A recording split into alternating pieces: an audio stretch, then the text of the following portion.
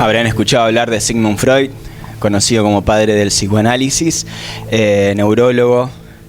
Él plantea una teoría basada en que la construcción de la personalidad del ser humano está compuesta por tres partes: el yo, el ello y el super yo, que trasladándolo a lo bíblico, si pudiéramos encontrarle una perspectiva bíblica a lo que planteó Freud, podemos decir que cuando él habla del ello, habla de lo que Pablo puede denominar como los deseos de la carne, los impulsos de la carne. Puede ser quizá, no sé, el deseo sexual, por ejemplo, por poner un ejemplo. El querer complacer esos deseos de manera impulsiva. Después plantea el super yo, que es el regulador de la conciencia, de la moral, aquello que nosotros filtramos y decimos esto está bien, esto está mal, esto lo puedo hacer, esto no lo puedo hacer. Generalmente ese super yo está influenciado obviamente por una estructura emocional de quienes nos criaron, de donde provenimos, demás. Y el yo, lo que somos, lo que terminamos haciendo, lo que terminamos decidiendo hacer. Y planteo esto porque Freud, si bien se confesaba ateo, no ateo por una cuestión de razonar la percepción de Dios, de razonar la forma de entender a Dios, de razonar a Dios como un ente, como una divinidad, como algo, como alguien. No creía en Dios, pero lo planteaba como algo positivo para la humanidad. Por una cuestión de que regulaba la culpa, por una cuestión de que regulaba la conducta, por una cuestión de que regulaba la sociedad, por una cuestión de que nos ayudaba, digamos, a evaluar nuestra conducta, podría decirse.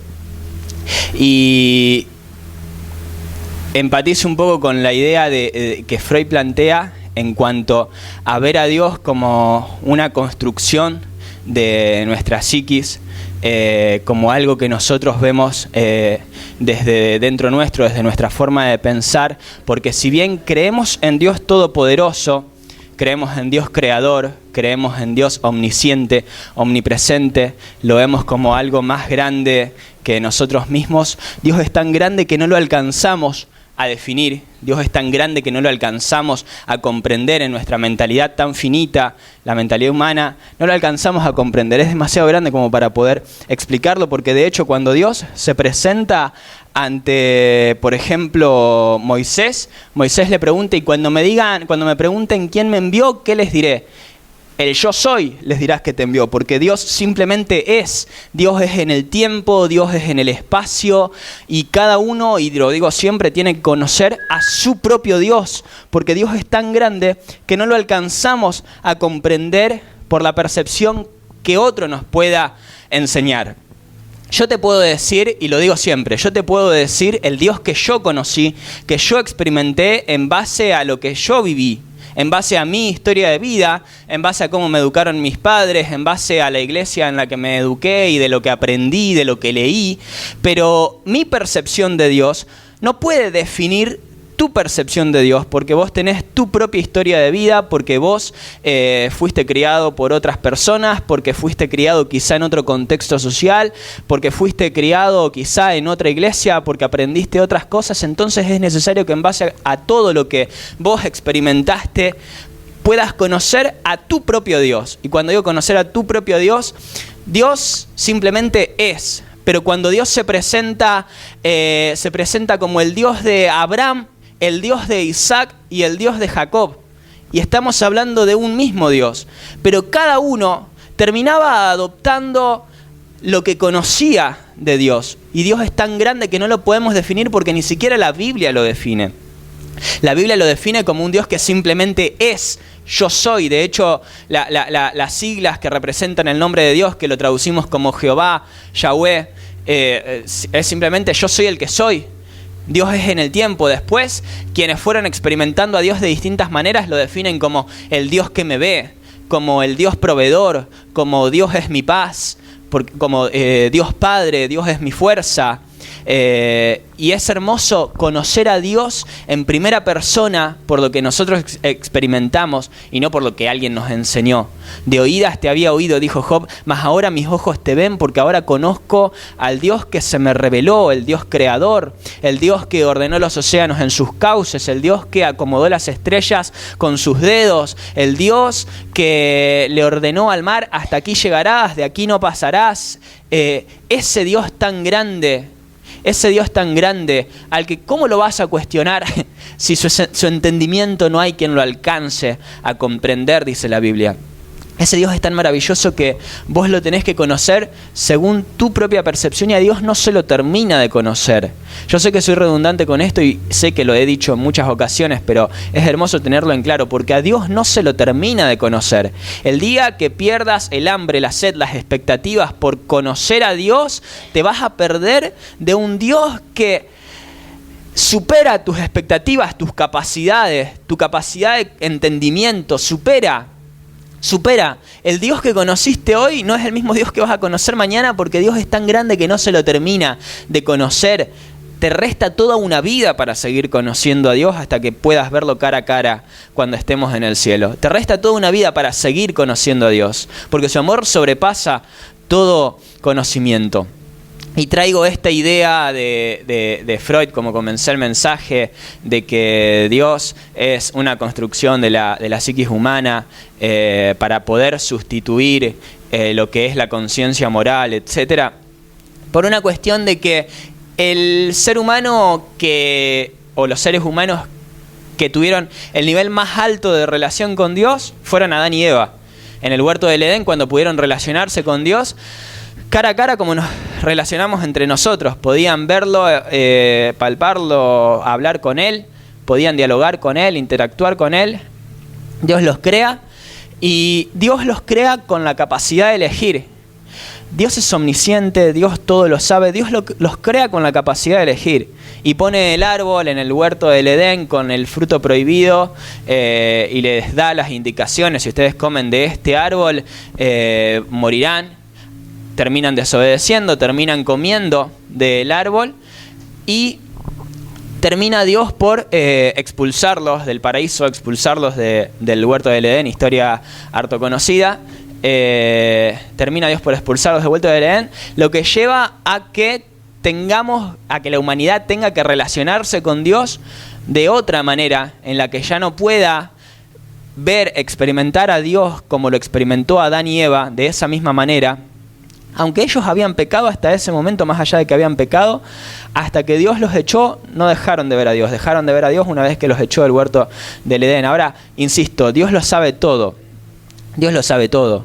No creo que Dios no hubiese previsto la situación de que Adán y Eva iban a terminar comiendo del fruto de la fruta prohibida. No creo que Dios no haya anticipado que iban a terminar desobedeciendo.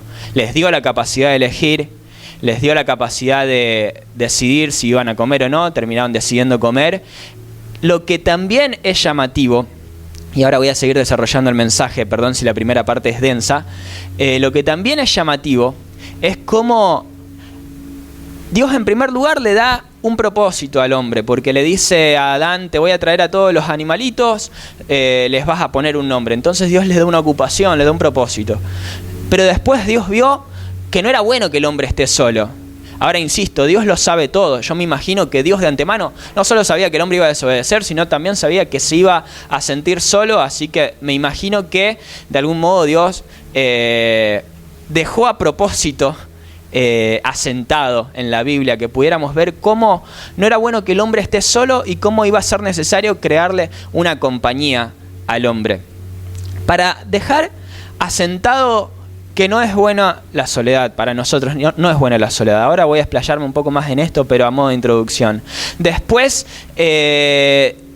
terminan desobedeciendo, Dios los termina expulsando en el huerto del Edén y yo me pregunto si bien el hombre tuvo la capacidad de decidir por lo que decidió, que terminó decidiendo comer de la fruta prohibida, no digo que haya sido plan de Dios, pero de algún modo Dios ya lo había anticipado cómo iba a ser la cuestión. Dios ya había anticipado, el hombre va a terminar desobedeciendo, los voy a terminar expulsando. Y a partir de ahora van a tener que empezar a relacionarse conmigo de una manera distinta, porque ya no me van a ver porque pecaron. Por cuanto pecaron, fueron destituidos de la gloria de Dios. No me van a poder ver más, no van a poder palparme, no van a poder oírme audiblemente, no me les voy a poder presentar. Nadie puede ver mi rostro y vivir, le dijo Dios a Moisés, porque su santidad es tan grande que no la podemos resistir como seres humanos pecadores. Así que, ahora bueno, con dolor parirás, le dijo a la mujer, comerás, te alimentarás con el sudor de tu frente, del fruto de la tierra, que te va a costar trabajo, esfuerzo. Una serie de cosas que ya las conocemos, no vienen al caso, pero ahora, a partir de Adán y Eva, la forma de relacionarse del hombre con Dios, del ser humano con Dios, pasó a ser distinta. Ahora el ser humano tenía que rendir un sacrificio, un animalito que tenía que ofrecer un holocausto, tenía que ser sacrificado para que su sangre purifique sus pecados, y ese sacrificio pueda ser acepto por Dios mediante, obviamente, la evaluación que Dios hacía al corazón del hombre. Pero era todo un ritual que tenían que montar para relacionarse con Dios.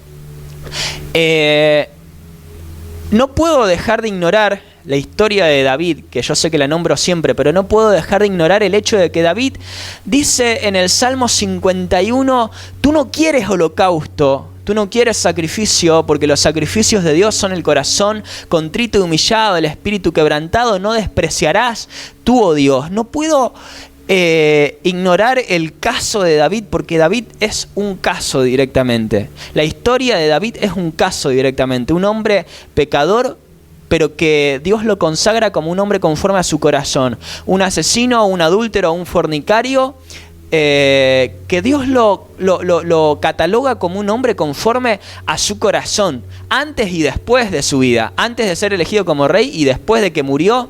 Dios lo cataloga como un hombre conforme a su corazón, que es algo que no puedo ignorar cuando David dice, tú no quieres holocausto, tú no quieres sacrificio, los sacrificios que vos esperás es que yo te rinda mi corazón, porque ¿de qué sirve sacrificar un animal, ofrecerte un animal en sacrificio, rendir holocausto, si no es lo que vos estás esperando? Lo que vos estás esperando es que te rinda mi corazón. Evidentemente David sabía cómo rendir su corazón a Dios de una manera que pocos sabían, y logró hallar un favor, una gracia para con Dios que pocos seres humanos en ese entonces pudieron alcanzar. Porque David se salteaba la parte densa, la parte del ritual. David se la salteaba y dijo, yo te voy a cantar como yo sé hacerlo, yo te voy a adorar como yo sé hacerlo, yo te voy a alabar como yo sé hacerlo. Anticipándose a lo que iba a suceder cientos de años más tarde, cuando llegó Jesús, cuando Dios se tuvo que hacer hombre, tomó forma de hombre, el verbo hecho carne, tomó forma de hombre, y Jesús vino a nacer en la tierra para relacionarse con nosotros de una manera que se había perdido en el huerto del Edén, para relacionarse con nosotros de una manera más profunda, de una manera más íntima, de una manera que hasta ese momento la humanidad no había podido experimentar, porque Jesús ahora pasa a ser el Cordero inmolado que quitó el pecado del mundo mediante el sacrificio en la cruz del Calvario. Al derramar su sangre, limpió los pecados de toda la humanidad, de manera que todo aquel que en él creyere es salvo por su gracia, por su amor. Y ahora sí, Dios no espera holocaustos, Dios no espera sacrificios, Dios no espera que derramemos sangre de animales para poder purificar nuestros pecados. Dios espera un corazón contrito, humillado, un corazón que se rinda ante su presencia. Sacrificio de alabanza, dice Hebreos 13:15.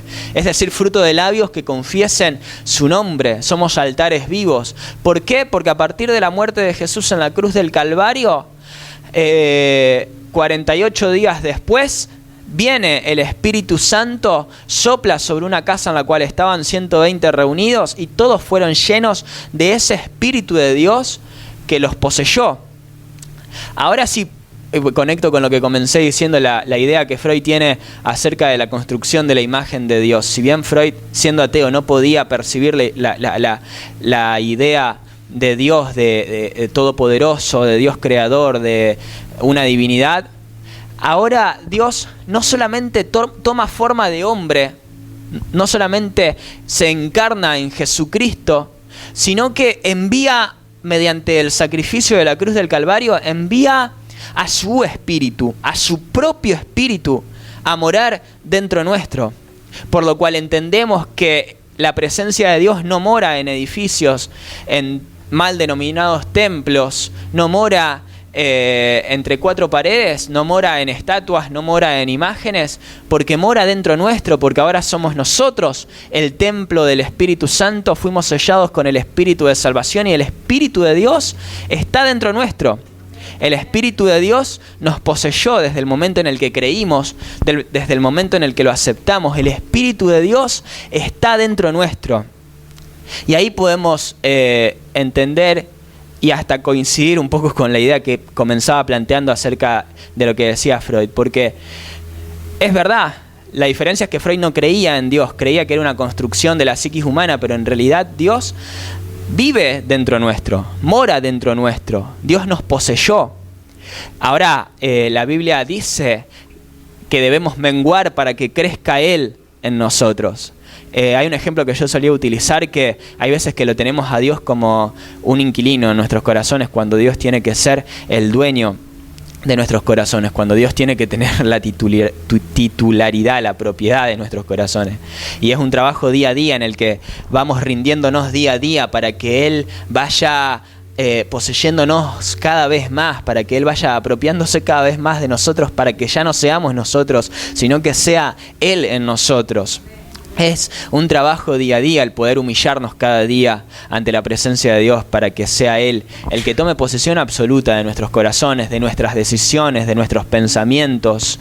Pero todos pecamos, dice la Biblia, todos hemos sido destituidos de la gloria de Dios, por lo cual es necesario que todos nos humillemos, nos acerquemos confiadamente delante del trono de gracia para hallar gracia con el oportuno socorro. Creyendo que hay recompensa para aquellos que le buscan, creyendo que su Espíritu Santo está atento a nuestro clamor y a nuestra súplica, de manera que cuando le buscamos su presencia llena nuestros corazones, cuando nos atrevemos a creerle, cuando nos atrevemos a buscarle, cuando nos atrevemos a arrebatar el reino de los cielos con nuestro clamor o con nuestra adoración, la presencia de Dios nos llena, nos envuelve y hace de nosotros más de lo que pedimos o entendemos. Pero es necesario conocer a ese Dios, experimentar a ese Dios, que ese Dios se nos revele. Y ahora, ¿cómo vemos a Dios?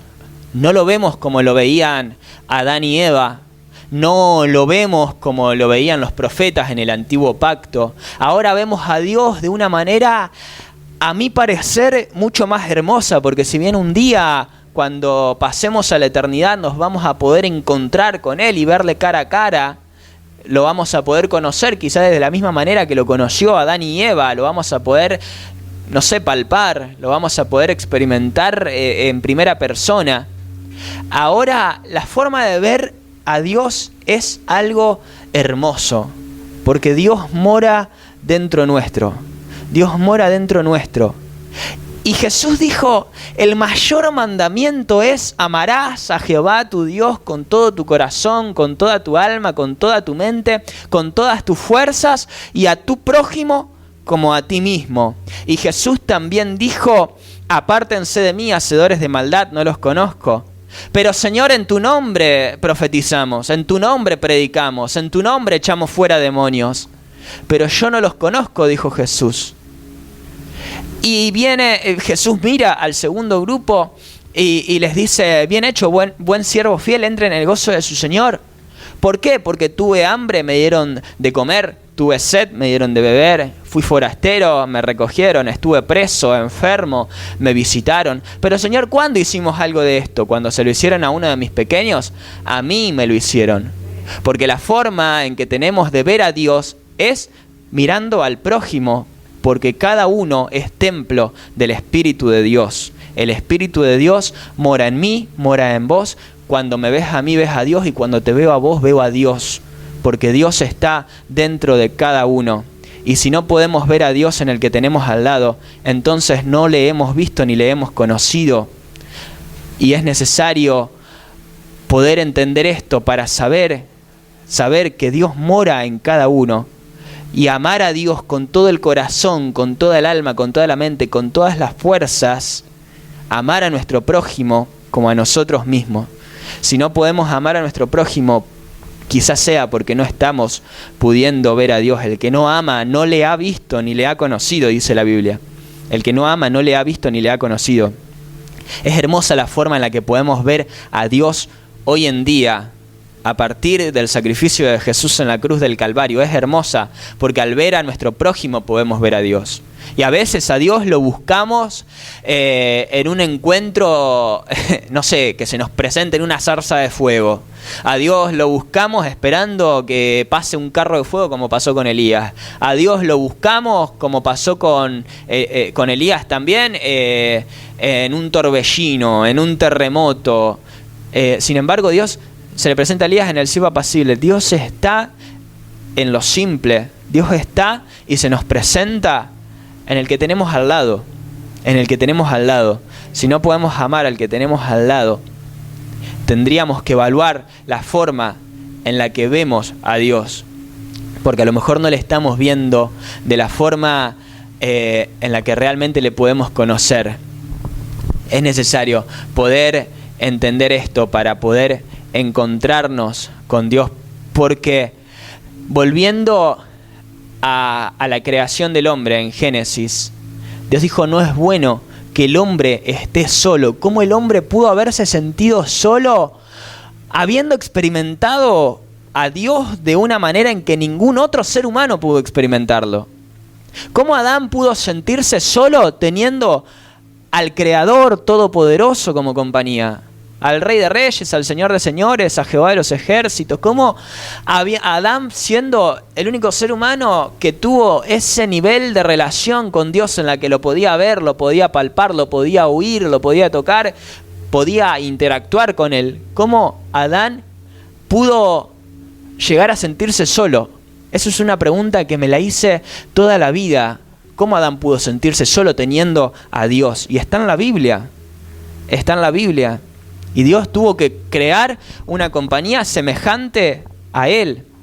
Adán fue creado, fuimos creados imagen y semejanza de Dios, pero Adán evidentemente necesitaba un semejante, otro ser humano que lo acompañara, con el cual empatizar. Porque Dios no nos creó para estar solos. Porque podemos conocer a Dios, experimentar a Dios, ver a Dios, pero Dios mismo tuvo que tomar forma de hombre, tuvo que hacerse hombre. El Verbo se tuvo que hacer carne mediante Jesucristo. Dios tuvo que descender a la tierra mediante Jesucristo y dar su vida para relacionarse con nosotros de una manera mucho más profunda, mucho más hermosa, mucho más genuina. Y como ahora el Espíritu de Dios mora en cada uno de nosotros, ahí podemos entender cómo al ver a nuestro prójimo podemos ver a Dios. Porque así sea que le lleven un vaso de agua a uno de mis pequeños, dijo Jesús, a mí me lo hacen. Porque esa es la forma más hermosa de poder ver a Dios, entender a Dios, percibir a Dios, saber que está dentro nuestro, saber que está en cada uno. Y pensaba en esto cuando Adán y Eva se encontraban escondiéndose en el huerto del Edén después de haber comido la fruta prohibida. Se encontraban en el huerto del Edén escondiéndose de Dios, no llegando a conocer la grandeza de Dios. Y Dios todo lo sabe, no nos podemos escapar de Dios, no nos podemos escapar del conocimiento de Dios, no nos podemos escapar de tan grande conocimiento, no lo alcanzamos a comprender.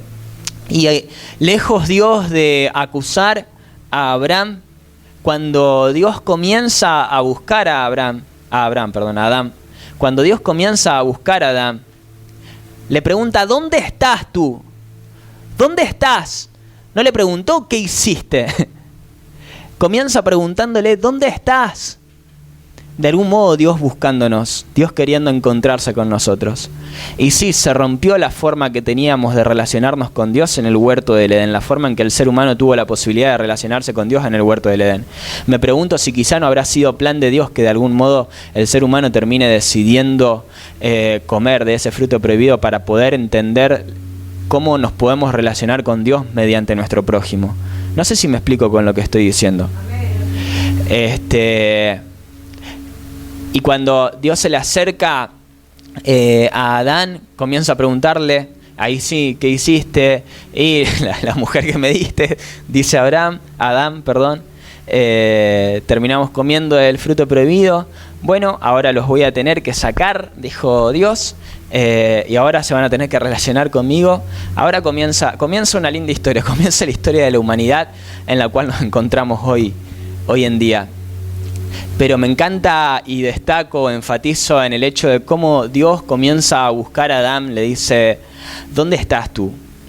¿Dónde estás tú? Que es algo, a mí me resuena mucho en el interior, porque en mi experiencia con Dios, y la he contado en muchas ocasiones, en mi experiencia con Dios fui educado en la iglesia, mis papás me inculcaron la fe, pero no fue hasta los 12 años que comencé a creer en Dios por convicción y no por educación, porque fue a los 12 años que tuve mi experiencia con Dios en la que pude conocer a mi propio Dios. Y fue a partir de que un viernes por la noche hice una oración sin poder creer que Dios podía llegar a escucharme, y 2 días después viene una persona de Rosario y comienza a preguntar, ¿dónde está Estanislao? Y esta persona no nos conocía. Esta persona tampoco sabía ni quién era yo ni cómo era mi nombre, y yo tenía 12 años. Me recuerdo en ese momento, no me recuerdo como un niño de 12 años. Sin embargo, hoy veo a un niño de 12 años y me doy cuenta de por ahí, no sé, el nivel de inconsciencia, de que está en plena infancia. Pero cuando recuerdo esa experiencia, sigue resonando en mi interior aquella voz que decía, ¿dónde está Estanislao? Y hoy, de algún modo, también pregunto de parte de Dios, si se me permite, ¿dónde estás? ¿Dónde estás? ¿En dónde te encontrás? ¿Será que es necesario que vuelvas a relacionarte con Dios porque en algún punto quizá te estás escapando de Él, porque en algún punto quizás te estás escondiendo de Él, porque en algún punto la culpa te impide acercarte a Él? Porque sin fe es imposible agradar a Dios, porque es necesario que el que se acerca crea que hay recompensa para aquellos que le buscan, y que cuando nos acercamos a Dios, Él se acerca a nosotros. Pero muchas veces la culpa nos lleva a escondernos de Dios en algún punto, porque creemos que tenemos que orar más para poder sentirnos dignos de la presencia de Dios. Creemos que tenemos que leer la Biblia mucho más para poder sentirnos dignos de la presencia de Dios. Creemos que tenemos que ayunar mucho más para poder sentirnos dignos de la presencia de Dios. Creemos que tenemos que cantar mucho más, y automáticamente, si en algún momento sale algún impulso de nuestra carne, como, no sé, el maldecir, como el enojarnos, como el entristecernos, en algún punto sentimos que estamos lejos de la presencia de Dios. Y nos cuesta acercarnos porque no nos sentimos en las condiciones para hacerlo, porque creemos que tenemos que encontrarnos en un estado de santidad. Sin embargo, es cuando más tenemos que acercarnos a la presencia de Dios, esos momentos en los que en algún punto nos sentimos culpables, en los que en algún punto nos sentimos impuros, en los que en algún punto no nos sentimos dignos de la presencia de Dios porque, no estoy orando, no estoy leyendo la Biblia, no estoy meditando en la palabra, no estoy ayunando, no me estoy congregando, inclusive hoy falté a la iglesia. En algún punto esos pensamientos, esos paradigmas que nos hacen sentir culpables, nos hacen escondernos a veces inclusive de la presencia de Dios, y no podemos acercarnos a Él confiadamente para hallar gracia con el oportuno socorro, porque no hay nada que podamos hacer para ser salvos, para recibir la gracia y la salvación de Dios. Somos salvos porque Él simplemente por su gracia nos regaló la salvación, enviando a su Hijo unigénito a morir en la cruz del Calvario, nos regaló la salvación, y no hay nada que podamos hacer.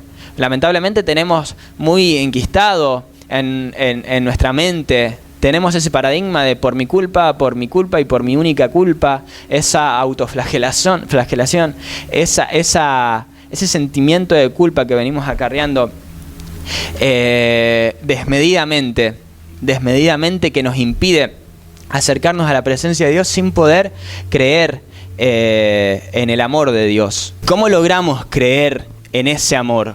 ¿Cómo logramos acercarnos a ese amor? ¿Cómo logramos aceptar ese amor? Amarás a Jehová tu Dios con todo tu corazón, con toda tu alma, con toda tu mente, con todas tus fuerzas, a tu prójimo como a ti mismo. Y siempre digo y destaco que cuando quieras acercarte a Dios, la primera persona con la que te vas a encontrar no es con Dios, es con vos mismo. Cuando quieras orar, la primera persona con la que te vas a encontrar es con vos mismo. Porque no podés pasar a la presencia de Dios escapándote de vos mismo si no sos consciente de vos mismo, si vos mismo no podés verte a vos mismo y no sentir esa culpa, no sentir ese remordimiento. No podés acercarte a la presencia de Dios para hallar gracia, porque ¿de qué manera te vas a presentar ante la presencia de Dios si en parte te estás escondiendo de vos mismo? Porque Adán y Eva no se podían acercar a la presencia de Dios, se estaban escondiendo, se estaban tapando, inclusive habían hecho, porque habían visto su propia desnudez, cosa de la que antes no eran conscientes, así que se habían tapado con hojas y comenzaron a esconderse de la presencia de Dios como si Dios no lo conociera todo. Y en algún punto, en más de una ocasión, nos acercamos a la presencia de Dios y pedimos perdón a Dios por aquello que no nos podemos perdonar a nosotros mismos. En más de una ocasión queremos pedir perdón a Dios por aquello que no nos podemos perdonar a nosotros mismos. Y sabés que Dios comienza un trato y un proceso con nuestras vidas, en el que trata con nosotros para que podamos analizar aquellas heridas que fuimos experimentando a lo largo de todas nuestras vidas, aquellas decisiones que fuimos tomando a lo largo de nuestras vidas, que nos condujeron a ciertas consecuencias que quizá no son lo que queríamos llegar, quizás no es lo que queríamos hacer realmente.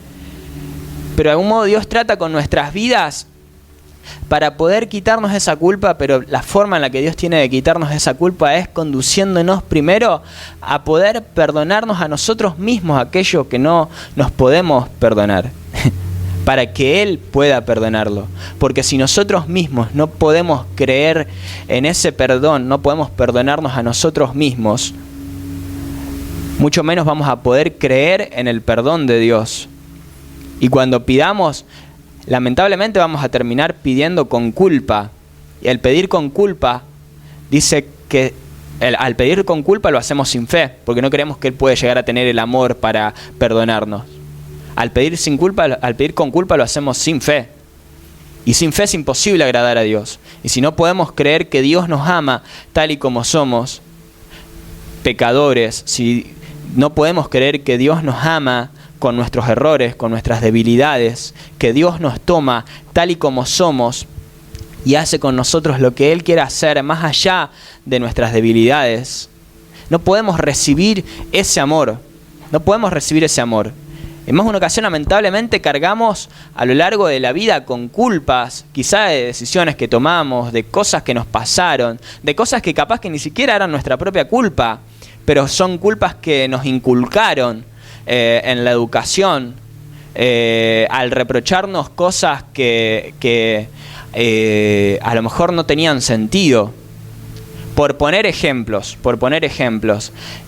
culpa quizá en cuanto a tu aspecto físico, porque a lo mejor, no sé, tenías sobrepeso y alguien venía, o tus padres, o quien sea, una figura de autoridad sobre vos y no sé, te discriminaba por tu sobrepeso, por poner un ejemplo de tantas cosas que pueden, y de algún modo vas acarreando con esa culpa, con esa herida, con esa tristeza que te impide, en primer lugar, amarte a vos misma, a vos mismo, perdonarte a vos misma, a vos mismo, y poder recibir ese amor de Dios, poder dejarte amar por Dios, porque amarás a tu prójimo como a ti mismo. Y Jesús mismo, cuando rezó el Padre Nuestro, dijo: perdónanos como nosotros perdonamos a los que nos ofenden, porque es recíproco, es mutuo, y hasta que no puedas perdonarte a vos mismo, amarte a vos mismo, no vas a poder recibir el amor de Dios, porque no te vas a dejar amar por Él. Y Dios quiere derramar un amor en tu corazón que sane toda herida. Dios quiere derramar un amor en tu corazón que sane todo sentimiento de soledad. Dios quiere derramar un amor en tu corazón que sane toda herida del pasado, pero lo va a hacer cuando aprendas a verte a vos misma, a vos mismo, con todo aquello que te hirió, con todo aquello que te lastimó, con todo aquello que te hace sentir culpable, para así poder perdonarte a vos misma, amarte a vos misma y recibir el amor de Dios, que supera todo conocimiento. Recibir ese amor eterno con el que te amó. Porque hasta que no lo hagas, tampoco vas a poder ver ni siquiera a tu prójimo con ojos de amor. Ni siquiera vas a poder amar a tu prójimo. Amarás a tu prójimo como a ti mismo. Amarás a tu prójimo como a ti mismo. Y más de uno, yo creo, en distintos aspectos de la vida podemos llegar a sentir culpas. Podemos llegar, no sé, quizás a sentir remordimientos. Podemos llegar a estar enojados inclusive con nosotros mismos. En más de un aspecto de nuestras vidas podemos llegar a sentir que no, Dios no puede amar este área de mi vida. Ya sea que tu debilidad sea el chisme, ya sea que tu debilidad sea la lujuria, ya sea que tu debilidad sea la envidia, ya sea que sean todas juntas. En más de una ocasión nos vemos, nos analizamos y sentimos, Dios, no me puedo acercar a Dios de esta manera. No, Dios te ama tal y como sos y es necesario que te veas a vos mismo con el pecado que hay dentro tuyo, para acercarte a Dios confiadamente y que Dios pueda sanar todas esas áreas de tu vida, puedas dejarte amar por Dios, empezando por amarte a vos misma, a vos mismo. ¿Me explico con lo que estoy diciendo? De algún modo Dios, esto también es algo que le pasó a Jacob cuando se encuentra con el ángel. Y el ángel le dice a Jacob, ¿quién eres? Porque el nombre de Jacob representaba cómo había conseguido la bendición de Dios a base de engaño, a base de engañar a su padre, a base de engañar a su hermano. Todo lo que Jacob había construido, entre comillas, a lo largo de su vida había sido a base de engaño, a base de mentira. Y un día se encuentra con el ángel y le dice, no te dejo hasta que me bendigas. El ángel le dice, ¿quién eres? Soy Jacob. Cuando dice soy Jacob, ese soy Jacob representaba todas las miserias de Jacob. Representaba cómo había conseguido bendición de Dios a base de engaño, a base de mentira. Cómo había logrado ser bendecido y se había enriquecido inclusive a base de estafa, de engaño, de mentira. Y el ángel igual lo bendijo. Lo bendijo cuando aprendió a reconocerse a sí mismo, cuando aprendió a reconocer su propia naturaleza. Entonces, conocer a Dios es un camino de autoconocimiento, porque en tanto no estemos dispuestos a conocernos a nosotros mismos con todos nuestros errores, no podemos conocer realmente a Dios. Y mucho menos vamos a poder amarnos y amar al prójimo como a nosotros mismos. Si no nos amamos a nosotros mismos, ¿cómo vamos a amar a nuestro prójimo? Y si no nos amamos a nosotros mismos, ¿cómo nos vamos a dejar amar por Dios? ¿Cómo vamos a recibir ese amor? Tenemos que entender que somos salvos por gracia, que no hay nada que podamos hacer para merecer ese amor, como Jesús habló aquella parábola de aquel hombre que le oraba a Dios y le decía, Señor, sé propicio de mí pecador. Sí somos pecadores, como cantábamos hoy. En cada canción, cada una de las canciones que cantábamos hoy son hermosas. Es hermoso reconocernos como pecadores porque nos hace ver cuán grande es el amor de Dios. Cuán grande es el amor de Dios. Pero en más de una ocasión nos acercamos con tal culpa a pedir perdón a Dios que no podemos recibir ese perdón porque ni siquiera nosotros podemos perdonarnos a nosotros mismos por nuestros errores del pasado, por lo que sea que hayamos hecho. ¿Me explico con lo que estoy diciendo? Entonces es necesario poder conocer día a día cada área de nuestra vida de la cual quizá todavía no somos conscientes, para poder conocer a Dios, para poder relacionarnos con Dios de una manera mucho más profunda, de una manera mucho más íntima, poder recibir ese amor de Dios al poder amarnos a nosotros mismos, al poder perdonarnos a nosotros mismos de la misma manera en la que Él nos amó, al punto tal de que envió a su Hijo unigénito, a su único Hijo, para que todo aquel que en Él crea no se pierda, mas tenga vida eterna, y así también poder amar a nuestro prójimo, al que tenemos al lado, poder ver a Dios en el que tenemos al lado. no vamos a poder servir con el mismo amor hasta que no amemos a Dios. No se puede amar a Dios sin servir. Si amamos a Dios, en algún punto ese sentimiento de servicio nace en nuestros corazones porque vemos a Dios en el que tenemos al lado. Se puede servir sin amar. Se puede servir sin amar. Pablo mismo dijo,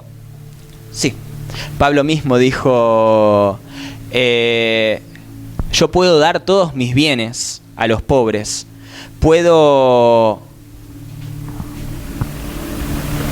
inmolarme a mí mismo, puedo entregar mi propio cuerpo en sacrificio, dijo Pablo, que si lo hago sin amor de nada me sirve, nada soy.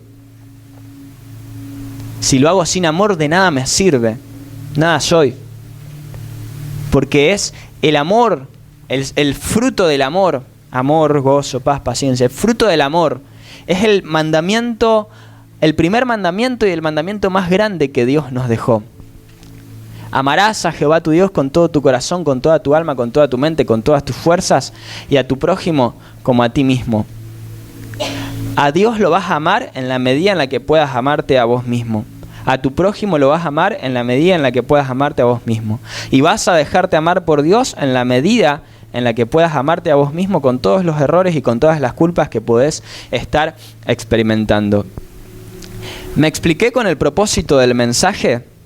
Porque no vamos a poder recibir ese amor hasta que nosotros podamos sanar cada día. Y el amor de Dios sobrepasa todo conocimiento porque uno va creciendo conforme pasan los años y uno va entendiendo quizás ciertas experiencias que le tocó vivir, que producen quizá culpa en nosotros, que producen un impedimento para que podamos amarnos con todas esas heridas e impiden que podamos recibir el amor de Dios. Y nos la pasamos toda la vida pidiéndole perdón a Dios, quizá por algún error del pasado, por algún pecado del pasado, por algo que nosotros mismos no nos pudimos perdonar. Sin embargo, una vez que Dios nos lavó con su sangre y es tan poderosa que no deja rastros, que no deja huellas, y cuando Dios nos mira con ese amor que borra absolutamente todo pecado. Hoy entregate a Dios y encomendale los pecados de hoy. Mañana volvé a entregarte a Dios y encomendale los pecados de mañana, porque no vas a dejar de pecar, porque por naturaleza somos pecadores. Pero el pecado de ayer ya fue borrado por la gracia de Dios. Dios te mira con su gracia. El pecado de hoy ya fue borrado por la gracia de Dios y te encomendaste a Él. Su gracia, su sangre nos purifica. Y Él nos mira con su gracia, con su amor eterno.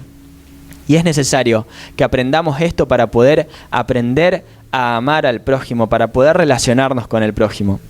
No es bueno que el hombre esté solo, dijo Dios. Y muchas veces no podemos relacionarnos con el prójimo porque no podemos amarlo, porque no podemos amarnos a nosotros mismos por lo que nos tocó vivir o por quizá las decisiones que tomamos a lo largo de nuestras vidas.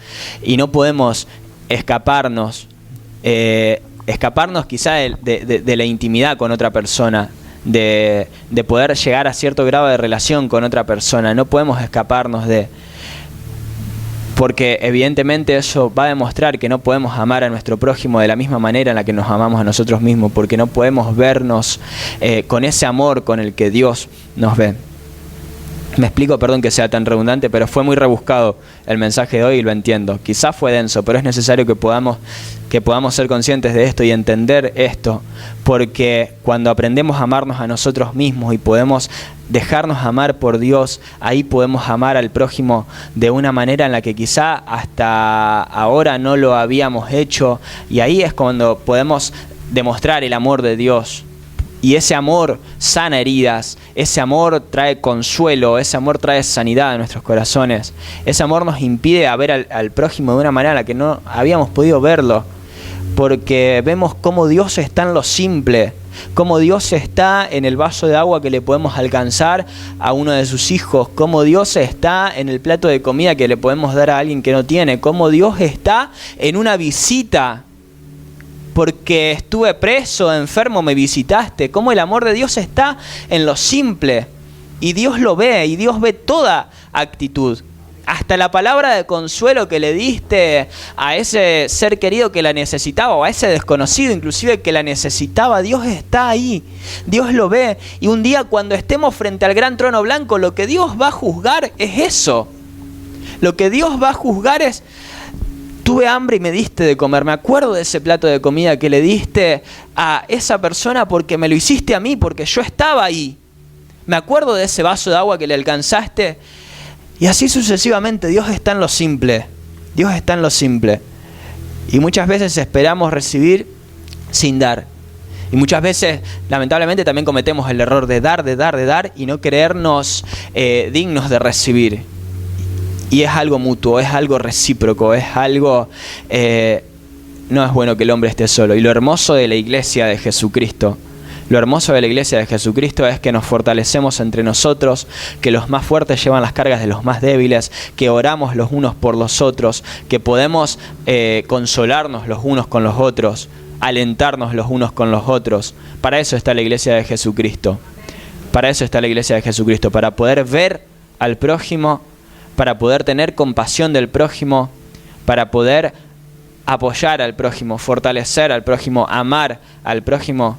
Porque cuando el otro no logra amarse a sí mismo, quizá por la culpa que acarrea de toda su vida, lo lindo de la iglesia de Jesucristo es que quizá nosotros sí podemos amarlo. ¿Me explico? Cuando uno no logra amarse en aquello que le duele, lo lindo de la iglesia de Jesucristo, una iglesia que no juzga, una iglesia que ama, una iglesia que no apedrea, una iglesia que abraza, una iglesia que perdona, una iglesia que levanta al caído, una iglesia que le agarra la mano a aquel que siente que se está cayendo. Eso es lo hermoso de la iglesia. Amar a aquel que quizá no se puede amar a sí mismo en alguna herida. ¿Me explico? Y esperar recibir también ese amor. Porque cuando damos, recibimos. Y cosechamos lo que sembramos.